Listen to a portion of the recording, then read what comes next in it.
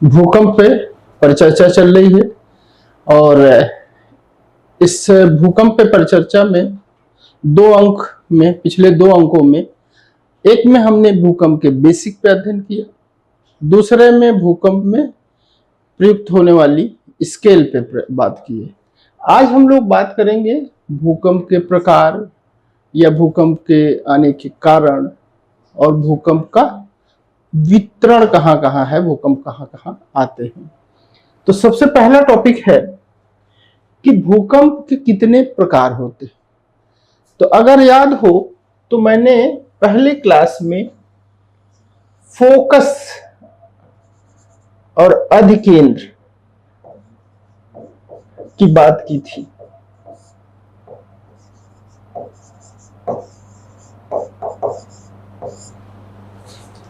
Focus की गहराई के आधार पर भूकंपों को हमने तीन वर्गों में बांटा है। पहला ये, दूसरा ये और तीसरा प्रकार ये। सामान्य भूकंप जो होते हैं उनका फोकस बहुत कम गहरा होता है, यानी 0 से 50 तक के गहराई, 50 किलोमीटर तक की गहराई वाले भूकंपों को हम सामान्य भूकंप, ये मत समझिए कि ये इनकी मैग्नीट्यूड बहुत कम होता है, नहीं, सामान्य भूकंप यानी अधिकांश भूकंप इसी के अंतर्गत होते हैं। ध्यान रहे, इसका कतई मतलब नहीं है कि ये बहुत हल्के भूकंप होंगे, हल्के भूकंप नहीं होंगे। अभी कमचटका में भूकंप आया और उसकी गहराई 10 किलोमीटर है। तो अधिकेंद्र की गहराई के आधार पर भूकंप का स्ट्रेंथ की बात नहीं की जा रही है, यानी कि अधिकांश भूकंप इसी के में होते हैं, इसलिए उन्हें हमने सामान्य भूकंप कह दिया। कुछ भूकंप 50 से लेकर के 300 किलोमीटर गहराई के अंतर्गत होते हैं, तो उन्हें हम मध्यम भूकंप कहते हैं। और ये 300 से अगर 600 किलोमीटर गहराई तक होते हैं तो उन्हें गंभीर भूकंप कहते हैं। कंपटीशन में यही पूछा जाएगा कि मध्यम भूकंप किस गहराई से होते हैं और गंभीर भूकंप और सामान्य, सर्वाधिक भूकंप इसके अंतर्गत होते हैं।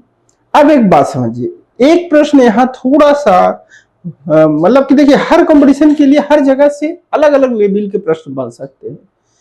अगर जेआरएफ या आईएएस लेवल पे बात करें तो यहाँ एक क्वेश्चन बन सकता है कि भूकंप अधिकतम कितनी गहराई से, भूकंप का केंद्र मैक्सिमम कितनी गहराई पर हो सकता है।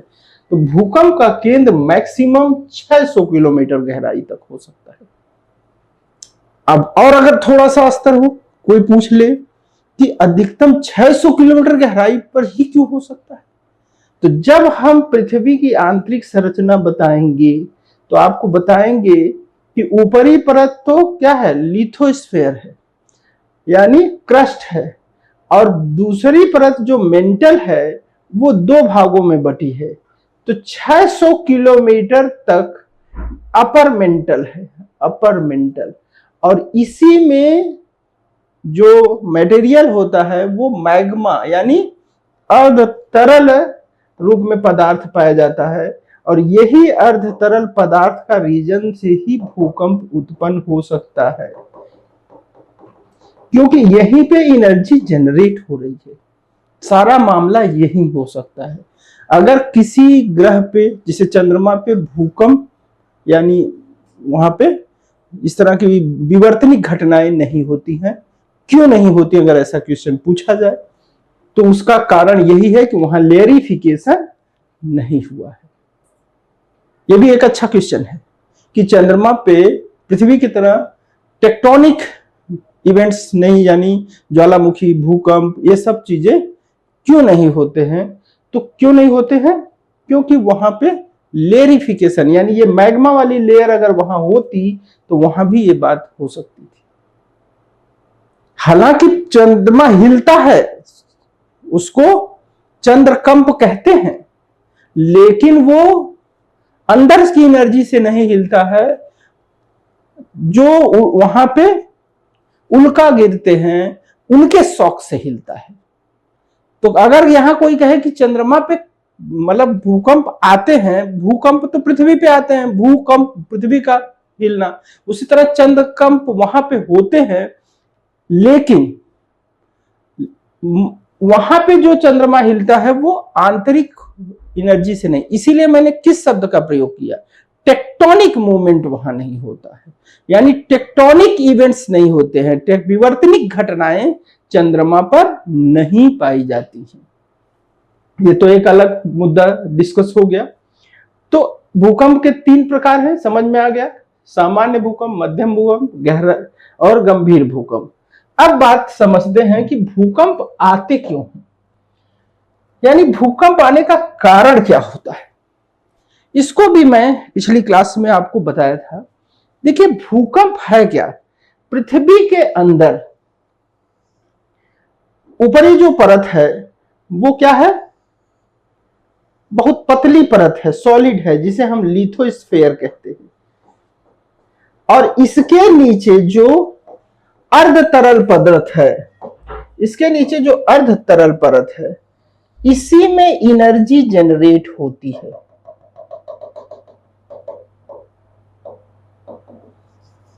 ये जो परत है इसमें किस फॉर्म में है पदार्थ, सेमी लिक्विड फॉर्म में है।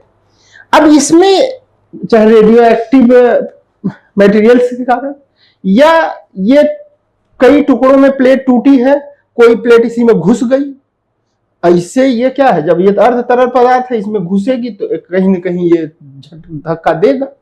ठीक उसी तरह से इसका एक एग्जाम्पल हमने कुकर के थ्रू बताया था आपको कि अगर एक कुकर है, ये कुकर है, कुकर का इधर हैंडल बना देते हैं। अब इसमें जो एक चीज होती है वो यहाँ सीटी होती है।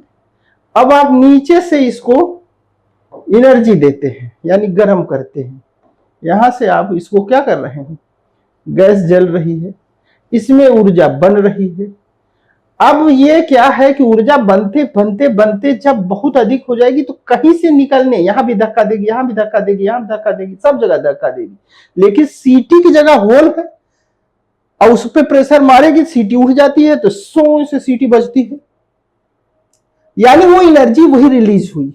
यही चीज यहां पे हो रहा है, यानी कि अंदर किसी कारण एनर्जी एक्स्ट्रा जनरेट हुई तो वो कहीं ना कहीं से तो निकलेगी। तो अब एक बात जान लीजिएगा, भूकंप कहीं ना कहीं दरार के सहारे ही आएगा। बहुत बड़ी बात समझा रहा हूं मैं कि भूकंप हर जगह नहीं आएगा, वो एनर्जी किसी न किसी कमजोर जगह से निकलेगी जहां फॉल्ट हो। जैसे भारत में भूकंप कहां आते हैं अधिकतर, भारत में अधिकांश भूकंप हिमालय क्षेत्र से आते हैं। अब आप कहेंगे तो वहां तो बहुत मजबूत पहाड़ है, नहीं भैया, वहां आगे चल के किसी क्लास में बताऊंगा कि महान हिमालय, मध्य हिमालय के बीच में फॉल्ट है, एमसीटी, मेन सेंट्रल थ्रस्ट। महान हिमालय और तिब्बत कठार के बीच में हिंज लाइन, इस तरह से कई फॉल्ट हैं। महान हिमालय, मध्य हिमालय के बीच है, मध्य हिमालय शिवालिक के बीच भी है, यहाँ पे कई फॉल्ट हैं हिमालय के बीच में, और उन्हीं के थ्रू ऊर्जा रिलीज होती है। बिना फॉल्ट के तो ऊर्जा निकलेगी ही नहीं। जैसे इस कुकर में अगर कहीं सीटी में कोई बहुत ही चीज फंस जाए तो यहाँ एक सेफ्टी वाल्व लगा होता है, तो अब ऊर्जा क्या करेगी, जब सीटी में से नहीं निकल पा रही है तो सेफ्टी वाल्व लो मेल्टिंग पदार्थों का होता है, उतना मेल्टिंग पॉइंट नहीं होगा जो इसकी जिससे कुकर बना है, तो उसी को तोड़ के बाहर निकलेगा ताकि कुकर ना फटे। तो उसी तरह से जब भी इसके अंदर एनर्जी डेवलप होगी तो जहां कमजोर पाएगा वहीं से निकलेगा और वो फॉल्ट से ही आएगा। तो दूसरी बात जो मैं समझा रहा हूं कि भूकंप आने का कारण क्या है, कोई ना कोई पृथ्वी के अंदर एनर्जी डेवलप हुई। किस कारण से डेवलप हुई उसके अलग अलग कारण हो सकते हैं। एक्स्ट्रा कोई एनर्जी डेवलप हुई है वही बाहर आ रही है, और ये हमेशा दरारों के सहारे आएगी। तो भूकंप वहीं आएगा जहां फॉल्ट्स होंगे। ठीक, इतनी बात अगर समझ में आ गया तो भूकंप के कारण यानी भूकंप के कारण की व्याख्या प्लेट टेक्टोनिक सिद्धांत के आधार पर जब आगे की जाएगी, टेक्टोनिक थियरी पढ़ाई जाएगी तो बड़े आराम से आप कर लेंगे क्योंकि वहां हम मूवमेंट समझा देंगे। यहां पे आप कारण लिख सकते हैं टेक्टोनिक प्लेटों की सापेक्षिक गति, यहां सापेक्षिक लिख दीजिएगा, यानी दो प्लेटों के बीच की गति के कारण होता है।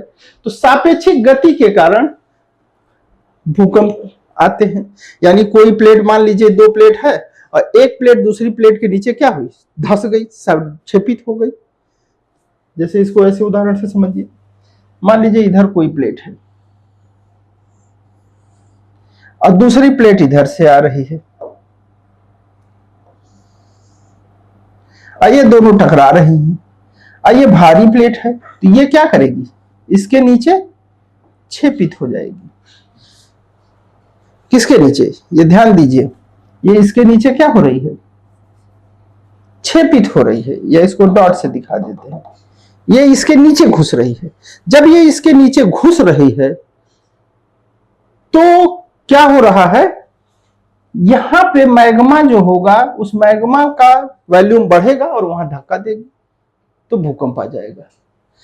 तो भूकंप आने का कारण एक्स्ट्रा एनर्जी फॉर्मेशन है, शॉक है वो एक्स्ट्रा। अब ये चीज दूसरा कारण के रूप में हम कह सकते हैं कि ज्वालामुखी विस्फोट से भी हो सकता है। तीसरा, आजकल मानव ज्वालामुखी विस्फोट में एक बात ध्यान दीजिएगा, ये भी क्वेश्चन आता है कि हर ज्वालामुखी से पहले और ज्वालामुखी के बाद भूकंप आते हैं। 100% ज्वालामुखी आने से पहले भी भूकंप आता है और ज्वालामुखी आने के बाद। अब हालांकि ये बात अगर प्लेट टेक्टोनिक की जाए तो टेक्टोनिक कारणों से ज्वालामुखी भी आते हैं। तीसरा कारण हो सकता है मानव प्रेरित कारण, ये भी कारण भूकंप का हो सकता है। आप अगर कहीं पे न्यूक्लियर बम का परीक्षण कर रहे हैं तो भी भूकंप आ जाएगा। हमने न्यूक्लियर परीक्षण किया, अमेरिका ने बता दिया कि आपने परीक्षण किया। कैसे? क्योंकि भूकंपी तरंगें उत्पन्न हुई और उसको मेजर किया।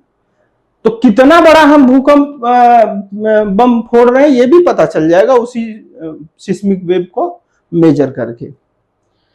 और तीसरी चीज है भूस्खलन, बहुत तेज भूस्खलन हो जाए तो भी भूकंप आता है। तो भूकंप के कारण समझ चुके होंगे। अब थोड़ा सा हम लोग जान लेते हैं कि भूकंप का वितरण पृथ्वी पर कैसा है। देखिए, भूकंप पृथ्वी पर हर जगह तो आता नहीं है। जैसे हम लोग यहाँ पे हैं तो यहाँ पे इलाहाबाद में, प्रयागराज में बहुत अधिक भूकंप तो नहीं आते हैं, अगर आते भी हैं तो बहुत हल्के आते हैं। लेकिन यहीं जापान में चले जाइए, बहुत भूकंप, रोज भूकंप। अभी इस समय यहाँ पे कमचटका है रूस में, अभी जुलाई में 30 जुलाई को बताया ना आपको, 30 जुलाई को बहुत भयानक भूकंप 8.7 मैग्नीट्यूड का भूकंप आया। अभी सितंबर में 2 भूकंप आ गए, बहुत, वो भी हल्के भूकंप नहीं थे। तो भूकंप का कुछ वितरण कुछ पेटियों में है। भूगोलवेत्ताओं ने देखा कि कुछ बेल्ट्स में है। तो वो कौन बेल्ट है? तो 3 मुख्य पेटी है भूकंप की, 3 मेन बेल्ट है। पहली जो बेल्ट है वो प्रशांत महासागर के चारों ओर है। ये जो प्रशांत महासागर है ये इधर है और इतना इधर भी, प्रशांत महासागर इधर भी, पृथ्वी गोल है। तो जब यहां से आगे आएंगे तो यहां आ जाएंगे तो ये एशिया के पूर्वी भाग में आ जाएंगे और न्यूजीलैंड होते हुए ऑस्ट्रेलिया पूर्वी भाग होते हुए फिर जब यहां जाएंगे तो आप निकलेंगे दक्षिण अमेरिका के इधर। तो ये पूरा का पूरा प्रशांत महासागर के चारों ओर क्या है, एक बेल्ट बन जाती है। इसको पेरी पैसिफिक बेल्ट यानी परिप्रशांत मेखला, और विश्व के 2/3 भूकंप इसी क्षेत्र में आते हैं और भयानक भूकंप आते हैं। इसमें भी क्वेश्चंस बनते हैं मेंस में कि कभी कभी कि परिप्रशांत मेखला में सर्वाधिक भूकंप क्यों आते हैं। प्लेट टेक्टोनिक से जब पढ़ा दिया जाएगा तो इसकी भी व्याख्या आप कर लेंगे। अभी पेटी पे कंसंट्रेट होते हैं। दूसरी पेटी है मध्य अटलांटिक कटक। ये यस आकार की पेटी अटलांटिक महासागर में पूरे उत्तर से दक्षिण तक फैली हुई है। इसको मिड अटलांटिक रिज या मध्य अटलांटिक कटक पेटी कहते हैं। और तीसरी पेटी महाद्वीपों के बीच में है। ये भूमध्य सागर से शुरू होती है और तुर्की होते हुए, अफगानिस्तान होते हुए, हिमालय क्षेत्र होते हुए, म्यांमार होते हुए, इंडोनेशिया होते हुए पूरा फिलीपींस तक जाती है। ये कह सकते हैं कि यह पेटी मध्य अटलांटिक कटक को भी जोड़ देती है और ये इधर प्रशांत मेखला को भी जोड़ती है। तो ये यहां से यहां तक महाद्वीपों के बीच में है, इसलिए इसको मध्य महाद्वीपीय पेटी कहते हैं। तो तीन मुख्य पेटियां हैं, पहली पेटी ये परिप्रशांत, दूसरी पेटी मध्य अटलांटिक कटक और तीसरी मध्य महाद्वीपीय पेटी।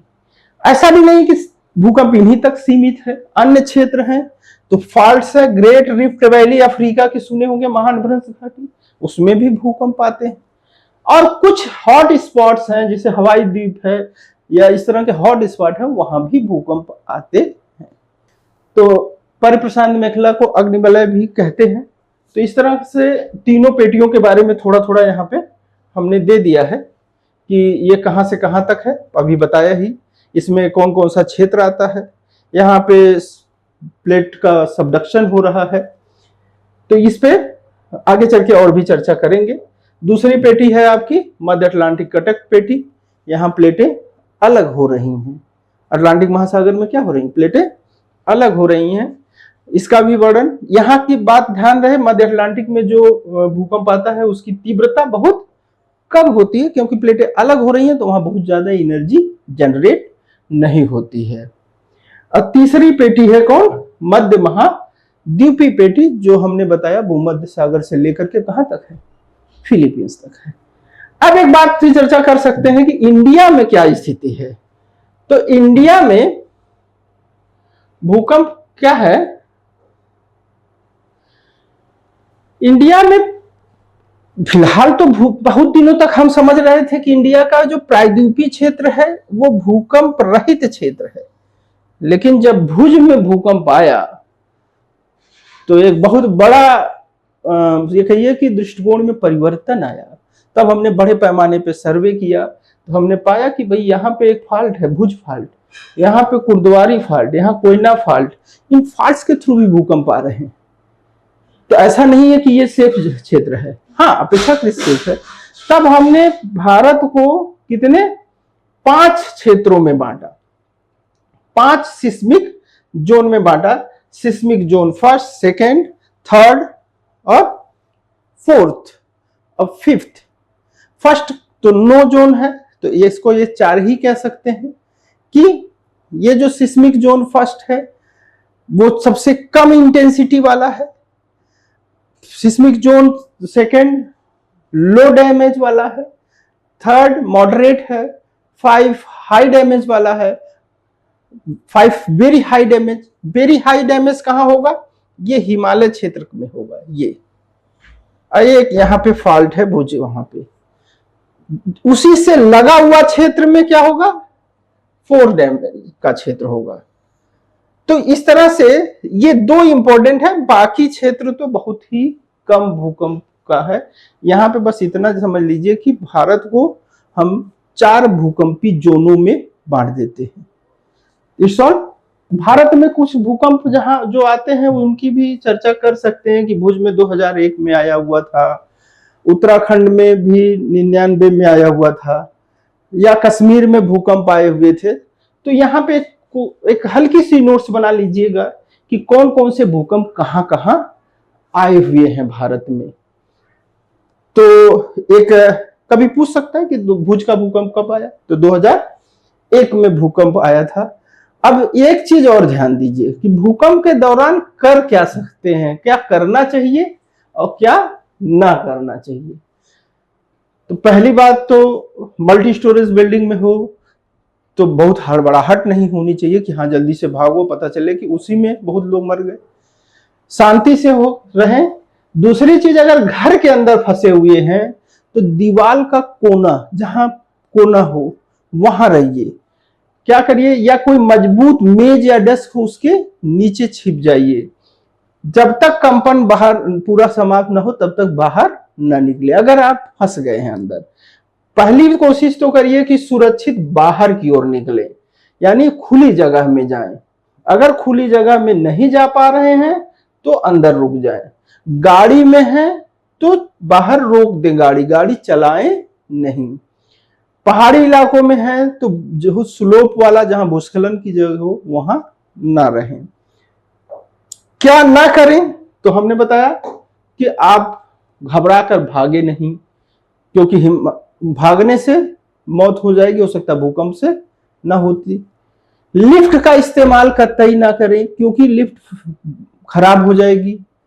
लिफ्ट में भूकंप के कारण वो शॉर्ट सर्किट हो सकता है, कुछ भी हो सकता है, खराब हो सकती है। खिड़कियों दरवाजों से कूदे नहीं, क्योंकि पता चले कूदने से टूट जाए हाथ पैर। तो ये सब चीजें मतलब ना करें। कोई आग कहीं ना जलाएं, क्योंकि आग लग सकती है, पता चले भूकंप के दौरान दूसरा एक समस्या उत्पन्न हो जाए। देखिए, एक आपदा है, इससे बचने के लिए सबसे बड़ी बात है कि मेंटल पीस यानी शांति से आप जो जानकारी भूकंप के पाए हैं उसका उपयोग करें। It's all. आज भूकंप पे इतना ही।